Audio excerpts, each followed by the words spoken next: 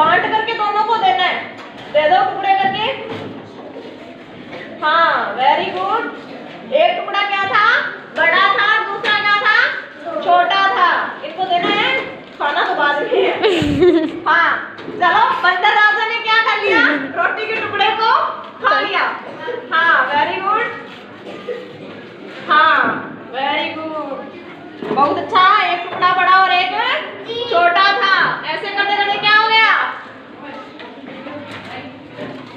बंदर राजा ने क्या कर ली, वापस ले लिया और रोटी के